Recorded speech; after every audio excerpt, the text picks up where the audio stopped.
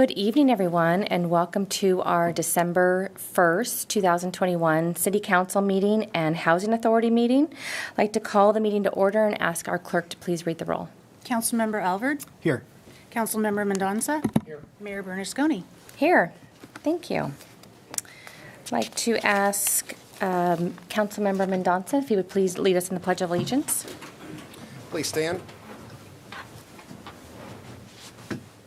I pledge allegiance to the flag of the United States of America and to the republic for which it stands, one nation, under God, indivisible, with liberty and justice for all. Thank you. And we are a bare bones crew tonight. I will say we have two of our council members who are fulfilling their council duties tonight on other assignments on different committees. So you've just got the three of us here. I'd like to ask our clerk to please explain the meeting procedures. Good evening and welcome to tonight's City Council meeting. If you've not already picked up an agenda, they are available at the end of the staff table over there. If you're here to speak to an issue not on the agenda, you may do so under public comment. 25 minutes is allotted for public comment with a 3-minute time limit for each speaker. As a reminder, the Brown Act does not permit the City Council to take action on issues that are not listed on the agenda. If you wish to speak to an item that is on the agenda, you must stay within a 5-minute time limit. Speakers may address the City Council at the podium, and the time limits will be monitored. When the light on the podium blinks red, you'll be asked to conclude your comments, and if you do address council tonight, we would appreciate your name for the record. Thank you. Now is the time for public comment. So now is the time for anyone to come forward to the podium if they have any items they would like to address that are not on the agenda. I know we have one person, so we will start with Cheryl. If you want to come forward and make your comments. I want to thank you, Mayor, and thank you, Council, for allowing me to speak. I've written it down, so I just want to let you know my name is Cheryl Charlson. I was homeless here in Roseville for about 9 months due to I was living in an apartment for about 8 years, and I was evicted, unfortunately. I first want to thank Jesus for taking such a good care of me during that time, and for the Roseville Police Department, who during that time of homelessness treated me with such kindness and respect. For Kirby Hills Adult System of Care for the helping me through finding an apartment. With their employee, Terry, who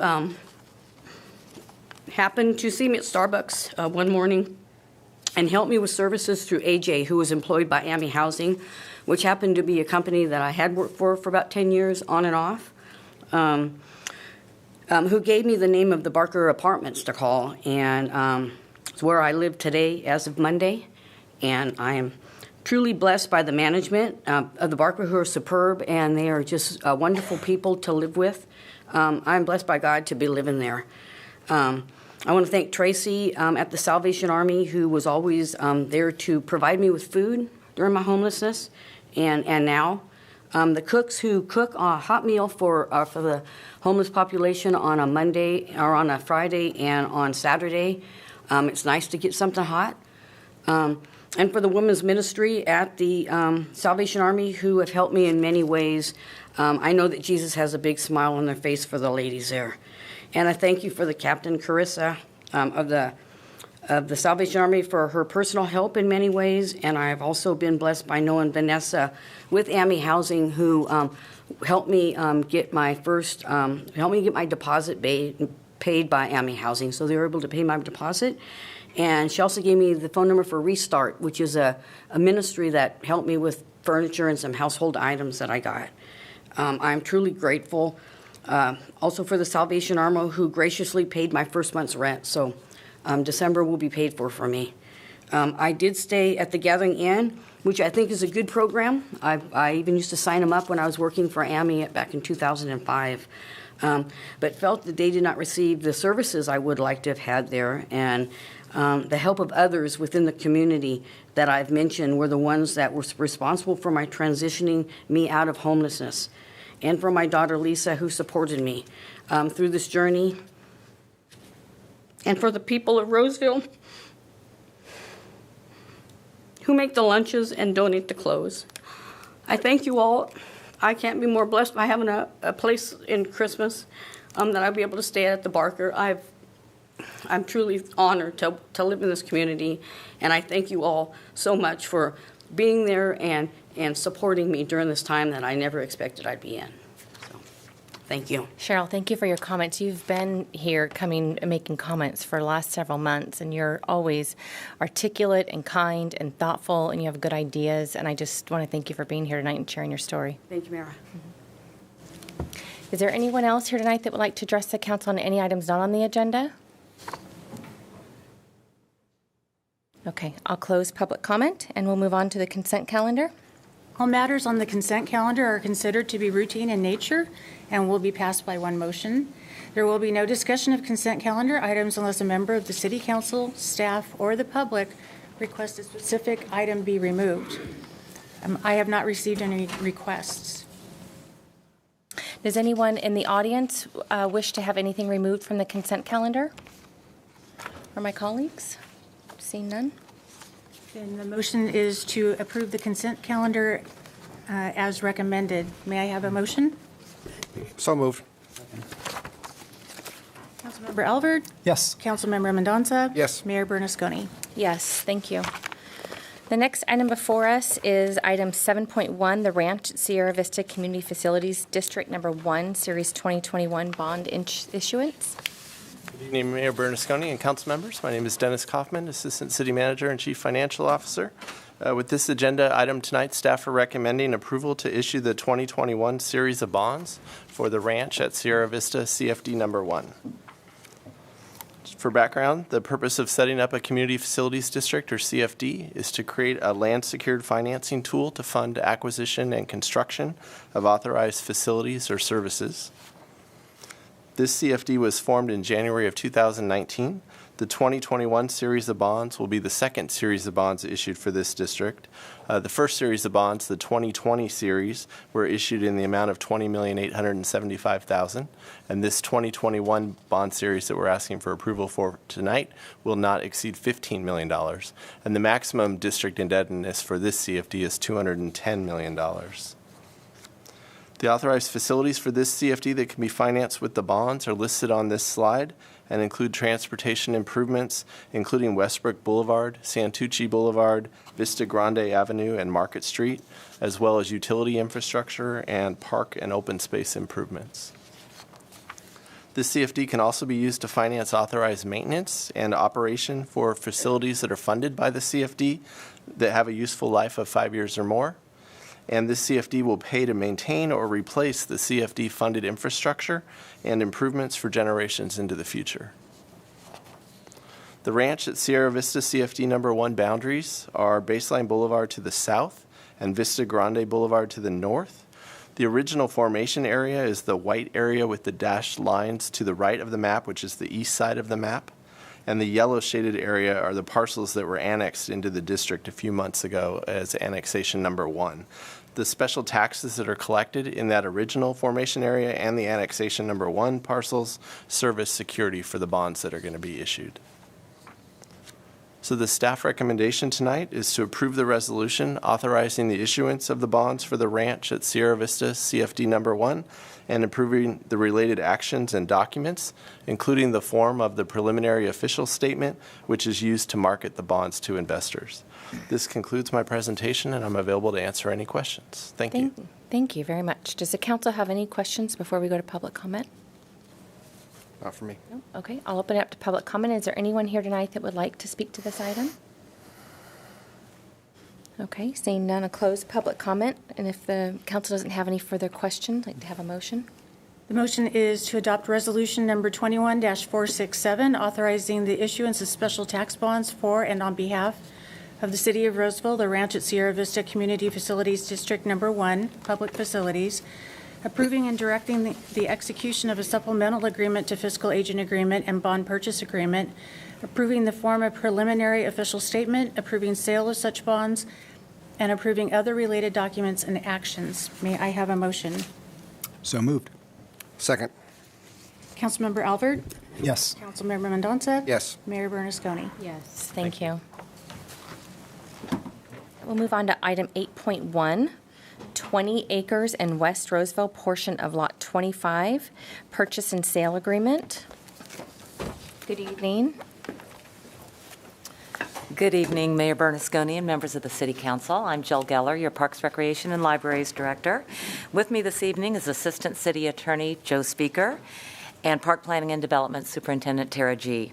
We're pleased to be here to provide a presentation regarding the proposed purchase of 20 acres in West Roseville for future use in developing a long-field sports complex.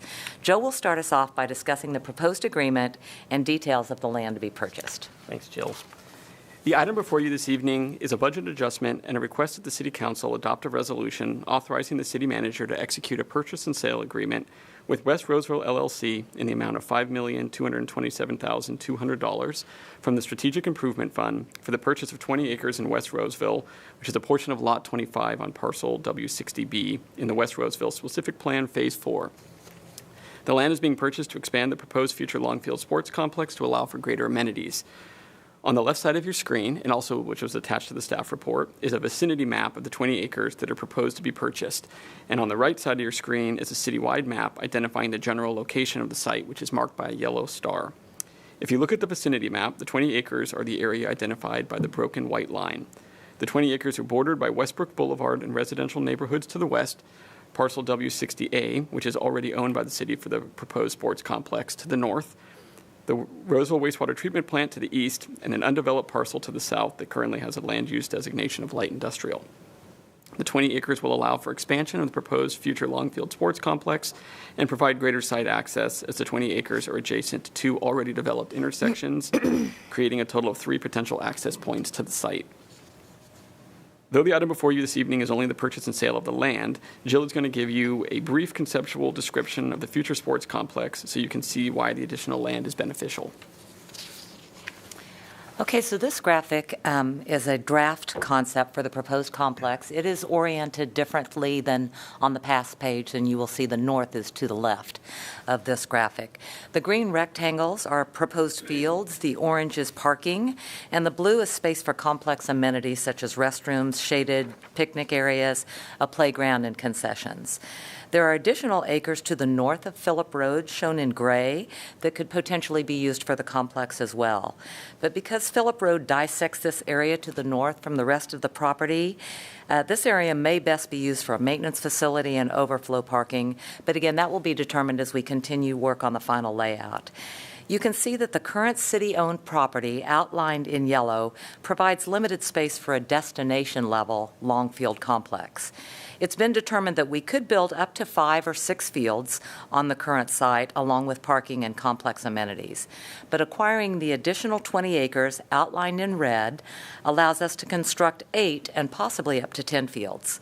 This complex would meet Roseville's growing soccer needs and also serve as a facility that will promote sports tourism by drawing state and regional events to our community. Again, this is only a rough draft. The final design will likely look much different than this, but we did want to provide an image that demonstrates how fields can fit on the site and the benefit of purchasing the additional 20 acres. Thank you. So now I want to go over some of the key terms of the purchase and sale agreement. So the purchase price for all 20 acres is $5,227,200, which is based on a $6 per square foot. The city did an appraisal, and the actual appraised property value is $6.75 per square foot, or just under $6 million.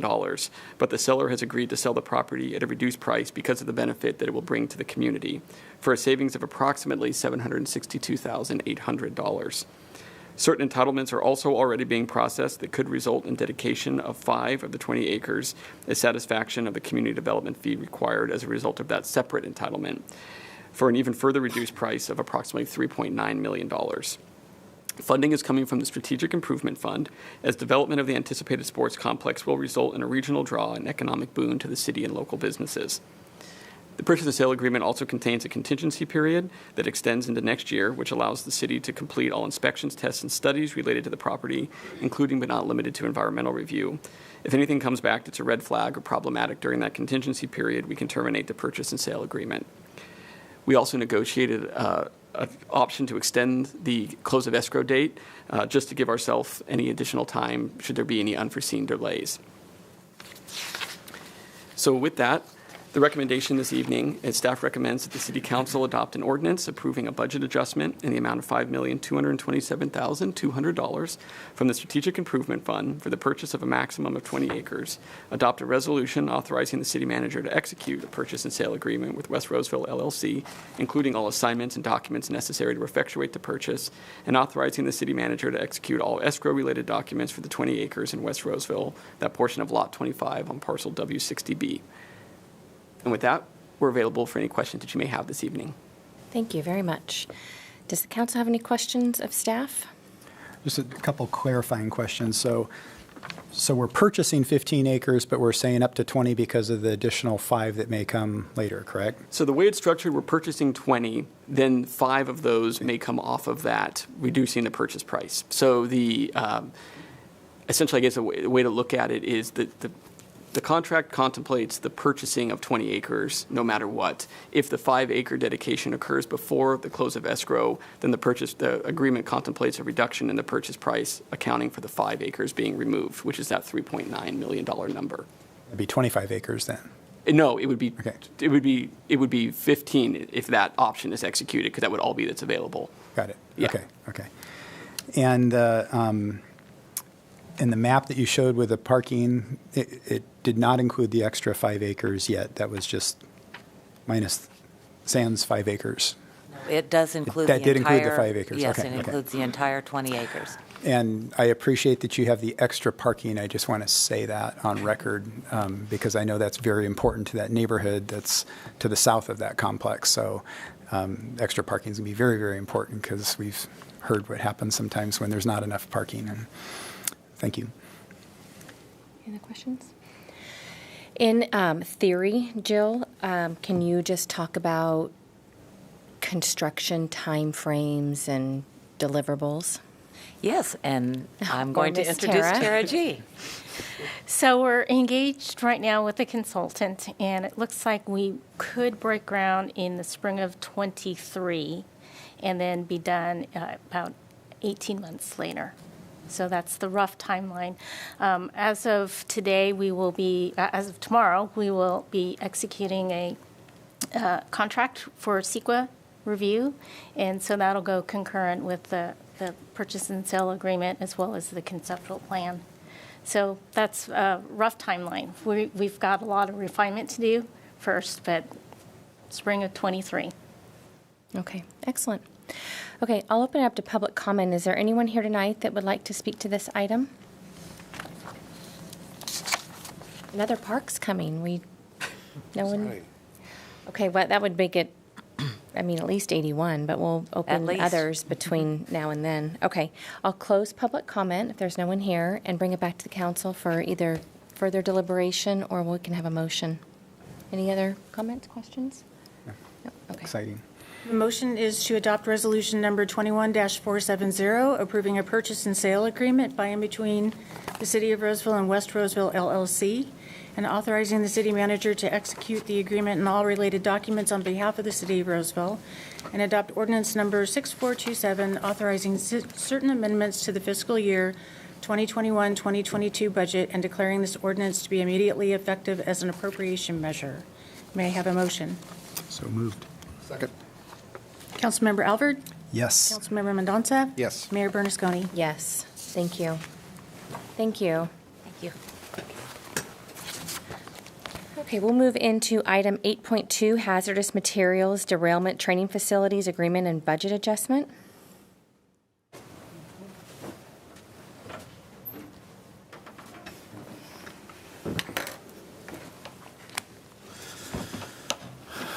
Good evening, Mayor Berlusconi and Council.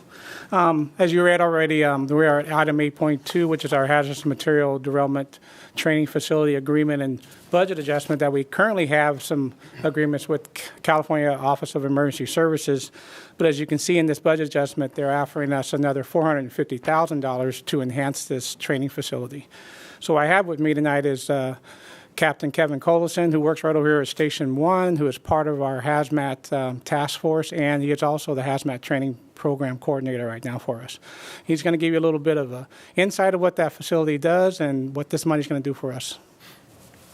Go ahead. Okay. Good evening, Mayor. Good evening, Council. Like Chief Partee said, my name's Kevin Cullison. I work over here at Station 1 on the A shift. I've been running our hazmat training program for a number of years now. And I'm going to give you a little bit of a backstory on the prop and where it came from. Slide. So a little bit of a backstory on our hazmat training program, the partnerships that we've developed along the way, how we came to have this prop out by the Corp Yard, and the opportunities moving forward. So some history. We've been doing hazmat training for a number of years.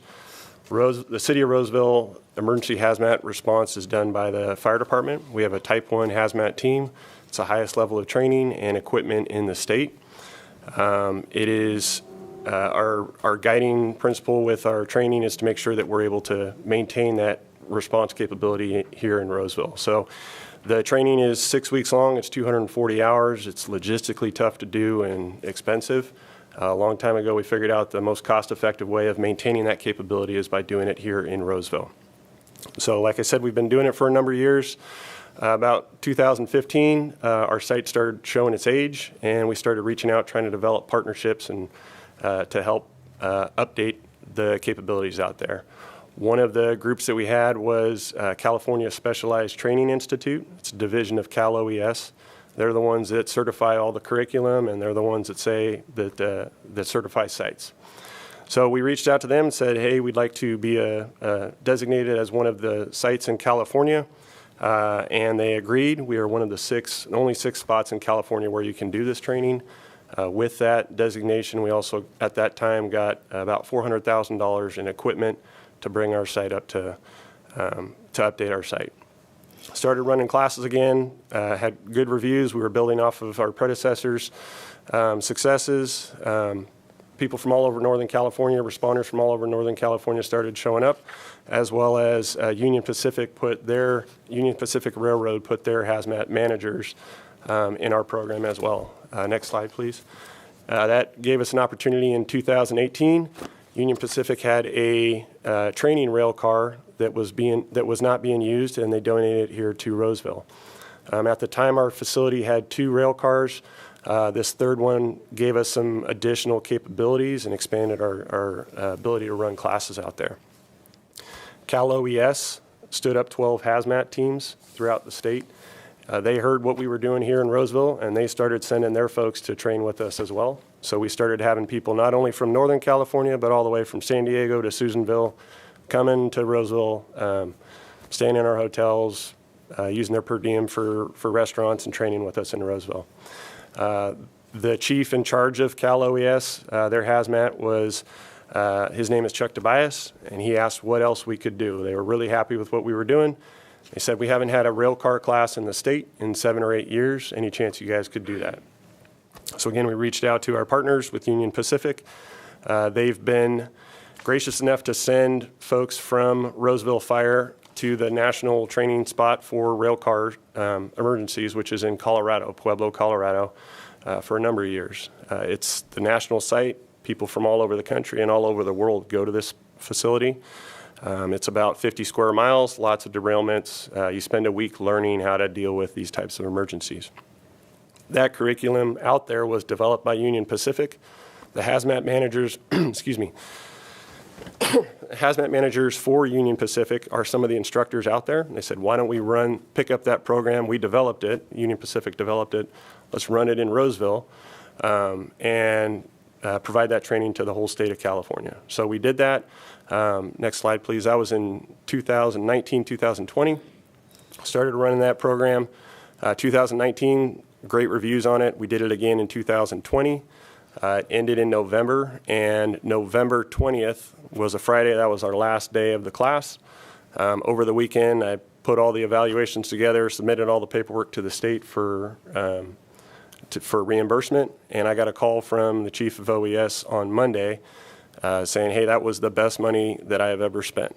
And I said, oh, well, they were nice evaluations. I don't know that needs that kind of a phone call. He said, no, there's been a derailment in south of Fresno in Goshen. Highway 99 is completely shut down, and a number of the responders who were in your class are on that incident right now, and it's running really well. Additionally, some of the instructors from Union Pacific were there, and some of the contractors that we had out there as well. So the responders were trained well. Everyone knew one another. It made it go very well. A few days later, Union Pacific, we got same kind of feedback from Union Pacific. They called a couple days later and said, we're really happy, this is why we do this type of training. Whenever there's been an incident like this, there's a couple cars in this derailment that are going to have to get scrapped.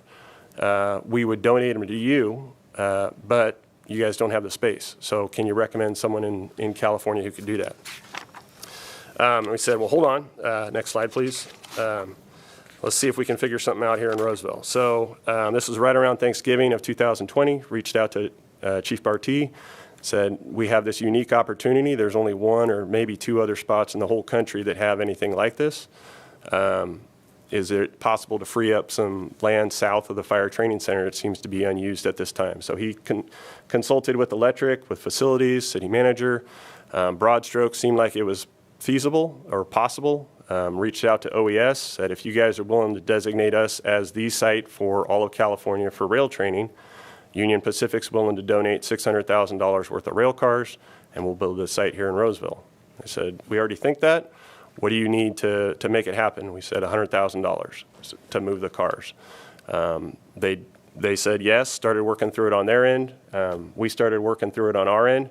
We had tremendous help from departments across the city to make this happen. This is a very unique deal. We had support from streets, prepping the site, water, electric, city attorney, purchasing, all kinds of different departments pitching in to make this happen. And next slide, in a short period of time, March of that year, we were able to move those cars from Goshen up to Roseville and set them all in place. Cal OES was very impressed. This is something that has not been done in California. Like I said, there's only one or two other spots in the country. And the time frame of this, 4 months, was pretty amazing. So moving forward, they said we'd like to continue to build out this capability. They've entrusted us with an additional $450,000 to continue the work on this. It's going to include fencing, pulling electric power out there, lighting, some more grading, more props, compressors, that sort of stuff. So that's the proposal that's before you tonight. While that was in the works, which was started in July, it takes some time to work through the state. Union Pacific helped us out with an additional $120,000 to make it look like a train had come through there, laid the track in there over the last couple months, and also plumbed those rail cars. Next slide. Our last class was just a couple weeks ago, and this group was able to use these rail cars in a simulated emergency just like what they had in Goshen, and that's in less than a year's time. So when you think about it, it's pretty amazing that to be part of that the city, all these departments in the city were pitching in to solve this unique problem, or I'd like to think of it as a unique opportunity, and do it and run it out in a year's time. Next slide, please. So I already talked about what the funds are going for. We are the premier site in California for this right now. We're hoping with the additional work that we're doing out there to rival the national site. We're not going to ever have 50 square miles of stuff, but we've got a lot of the components that are required to do this, and we're looking forward to years of training our members, making sure our folks are squared away, our partners and neighbors, and potentially people from throughout the country. So thank you for the opportunity to do this, and are there any questions? Thank you for the information and presentation. Does the council have any questions of staff? I have a quick question. Captain, that was a great presentation. Thank you, Chief. It's always good to see you as well. So I know a lot of this was partnering with state and other agencies, but I was just curious because I seem to recall, and it's been many years since I've been through the program, but FEMA had an emergency management program they used to do. Does FEMA have similar, on a federal level, a similar training operation like this? Or is this something that state by state is just kind of unique depending on space and availability? Or do we partner with the feds? I guess is where I'm getting at is, on your second slide, you had said partnerships. Is this something that we eventually would look to expand and look to a federal partnership on this, or is this more of strictly keeping this a local partnership? So that's a good question. Right now, we're kind of baby stepping. The curriculum and what happens out in Pueblo is Department of Homeland Security and FEMA. Okay. It is the exact same curriculum, everything is the exact same. So it is not a big leap to, the state has been great with us. And that's when I was talking about potentially nationally, having some national training here. It is the same curriculum, same instructors that is taught nationally, and we would just be an additional site. The site out in Colorado is extremely impacted. When you get everyone coming from the country and other countries, it's very hard to get in there. So When you mentioned that earlier, I didn't want to assume that's where you were going, but I just wanted to clarify that Yep. that was the site you were kind of referring to. yes, Okay. that is the site. Thank you very much. I wanted to ask, when other organizations come here to Roseville to train, you mentioned they stay in the hotel, and so there's some economic benefit for it as well, but do they actually pay our department? Do we get any kind of revenue from them coming to train on the equipment? So all of the training that we do hazmat-wise, my marching orders have been make sure it's revenue neutral. So all the costs are covered. The benefit to the city of Roseville is that we're not paying to send folks out for training. Sending 2 people out costs about $50,000. So by doing it in Roseville, we eliminate those costs. We get the hotel and tax benefit. On these classes, the rail car classes, the state is paying, and they pay a flat rate to cover the cost of the class and make sure that we're able to maintain the program moving forward. So it covers our administrative costs and any Absolutely. cleanup and maintenance Yep. and all that kind of stuff. Great. It's 100% sustainable moving forward, that it does not impact the budget. Everything is encapsulated in that. Excellent. Thank you. I don't recall you saying what the neighboring Placer cities' reaction has been, or do they participate in this as well? Lincoln, for example. In terms of the training, they do not. The training is geared. So the hazmat technician and specialist course is a state level course. We have in their folks. They heard great things about our program, and they wanted to buy out all the seats in the class. And we said no. The intent is to make sure that Roseville has the response capability, as well as our neighbors directly around us. The other Type 1 teams that are in the area are down in Sacramento. So Sacramento City and Sac Metro have Type 1 teams. So it's open to whoever wants to come.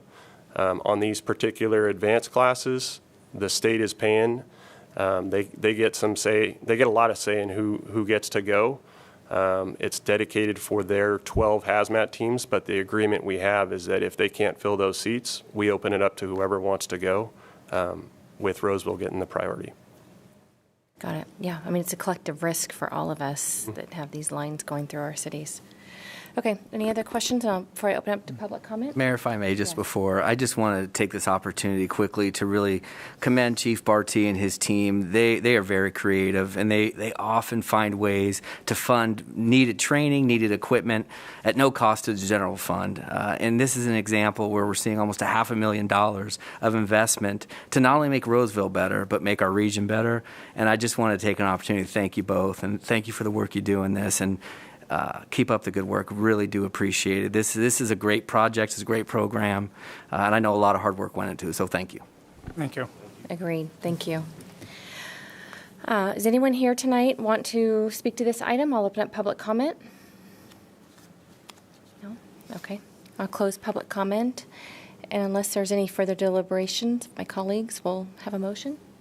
Motion is to adopt resolution number 21-471, approving an agreement by and between the California Governor's Office of Emergency Services and the City of Roseville, and authorizing the city manager to execute it on behalf of the City of Roseville, and adopt ordinance number 6428, authorizing certain amendments to the fiscal year 2021-22 budget, and declaring this ordinance to be immediately effective as an appropriation measure. May I have a motion? So moved. Second. Councilmember Albert? Yes. Councilmember Mendoza? Yes. Mayor Bernasconi? Yes. Thank you both so much. Okay, we are getting through this in record time, which that's the last of our action items, and we'll wrap up with one last public comment. I'll open it up to anyone who would like to address the council on any item that's not on the agenda. It's your chance. Yes, please come to the podium.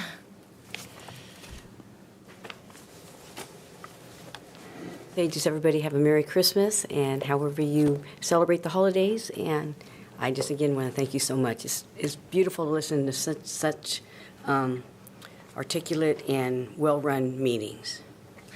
Well, thank you. You need to stay longer then for other meetings that come forward, and when they gang up on us, we'll just ask Cheryl to come forward and be our wing woman. Yeah. Yeah. Give her a seat right in the front there. Yeah. Our hype woman. Okay. Merry Christmas to you. Thank you. Thank you.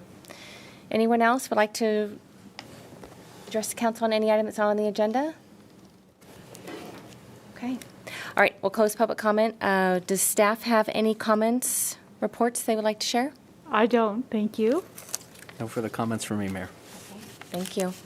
Councilmember Alver, do you want to start us off with any comments? Well, it was nice to get away for Thanksgiving. My family, my wife and I got to go to New York and spend Thanksgiving with our youngest son, who his roommates left, and so he was by himself, so we got to go see Broadway shows, and it was just nice to get away and have a little bit of break, although it is amazing how many council emails and messages I still responded to, and staff who actually responded during their vacation. I was kind of shocked with that, too. So it's always hard to get away from some of that. We had a great holiday parade since our last council meeting, and the council members rode in our big fire truck, and it was just fun seeing a lot more of the community out this time, and it was very festive, and it just seemed like a lot of joy in the community. I really enjoyed that. It's just always nice watching our community get together. Not just those watching, but those that were actually in the parade. They were having a blast. And also want to mention about the changing of the guard at the Roseville Chamber of Commerce. Wendy Gehrig officially retired after many, many, many years of serving. She was an awesome CEO, and she has a new replacement now, but just want to wish Wendy best wishes, and I think Rana's going to do a great job in her spot. And then the council service that I had, again, because we went right into the holidays, but we did have a Placer County Economic Development Board meeting, and that's where we have elected officials from all of the different jurisdictions in the county, including county supervisors, 2 of them. And then we have seats that represent industries. So we had manufacturing and healthcare and retail, and we've got some very powerful people, very knowledgeable people in a lot of those seats. So we've got the CEO for the Galleria and president of the universities and the college, and the CEO of Sutter. I mean, it's some pretty big things, and everybody gives a report about the economics and what's happening in the industry. And that's probably my favorite group to be in, because you get to learn about what's happening throughout the county as far as economic development goes. And so we had that board meeting, and it's always exciting to be able to talk about the things happening in Roseville, because we are just so creative in this city, and there's so many cool things happening. It just makes you so proud to live here. So that's my report. Thank you. Councilman Mendoza? Neither one of my council assignments met since our last meeting, but just wanted to throw out there, with the holiday season, we have more people out on our roads, and people are coming into our region because of our malls and our attractions. And with that, we have a lot of our city crews working night shifts in various parts of the city, as well as afternoon and mornings. And with the fog and various conditions and things, I just want to remind people to please be vigilant. And please watch out for our utility workers and our employees that are out there at odd times that you might not expect, getting the work that needs to be done in our city completed. Please be patient with some of the road closures that we have, and street detours and things like that. I know it's the holidays and we all have places to be and things that we need to get done, but I think that we need to also be cognizant of their safety and the hard work and things that they do to keep the city running and moving the way that we all expect it and hope that it will. So just a gentle reminder to all of us to slow it down a little bit, and let's all get through the holiday safely. And with that, I don't want to echo or repeat what Scott said, but I had the opportunity to, it was a great parade. I think it was probably one of the better parades we've had as far as attendance. I wasn't obviously counting everybody, but it looked like from the top of that fire truck, it looked like a lot of people, a lot more people than I've seen, which is good to see. It's good to see people coming out and enjoying and getting into the spirit. And if you haven't come down here since the Thanksgiving weekend, today our tree, I can't think of it now. Tree Grove. Tree Grove, thank you. I wanted to say Festival of Trees, that's not right. Our Tree Grove kicked off today, and I invite you to come out. I kind of cruised through there on the way into the meeting. There's some really cool trees out there, and tomorrow we have our tree lighting down here at the corner, and that's always an exciting time, and looks like the weather will be a little chilly, but it'll be dry. So hopefully we'll have a good turnout for that as well. So that's all I have, Mayor. Thank you. Thank you. I feel like after every parade, we always say it was the best parade ever. Yeah. That just shows like how excited we are when people come out. It's so festive and all-American. Just a couple things to share. Earlier this week, I was asked to participate at Riego Creek. They, which is one of the newer elementary schools in Roseville, the students there have a brand new program called Early Act, which is kind of an arm of Rotary, and they inducted their first student leader group, which was about 30 students, leaders amongst the campus. They had more applicants than spaces, but that's always really fun to be able to interact with the students and pin them. And yesterday I was asked to speak at William Jessup University to their public policy students with Mayor Jill Galdo from the city of Lincoln and Alyssa Silhai, the mayor of the city of Lincoln. Did I say Rockland and Lincoln? Yep. So it's the first time I think ever that there's been 3 women mayors from South Placer. So we spent about an hour with the students. They had really great questions. They were interested in redistricting. They were interested in knowing how our cities operate in similar ways and in different ways with term limits and districts. And anyway, it was just a really great opportunity, and I want to thank the college for inviting us to come out. And aside from our council meetings, which I always say are just kind of a small percentage of what we do as elected representatives for our city, we all have committees that we sit on, and I will be filling in tomorrow for Pauline Rakucci, who is out for another assignment on the Northern California Power Agency. So I'll be there 9:30 tomorrow morning.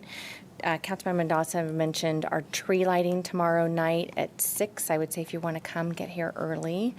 It'll be pretty crowded. And then there will be more festivities on Friday night, too. So it's really great being able to walk out and see folks and the fire pit going. And on that note, unless anyone has any further comments, I will adjourn us, and we will meet back here December 15th at 6 p.m. Thank you for being here.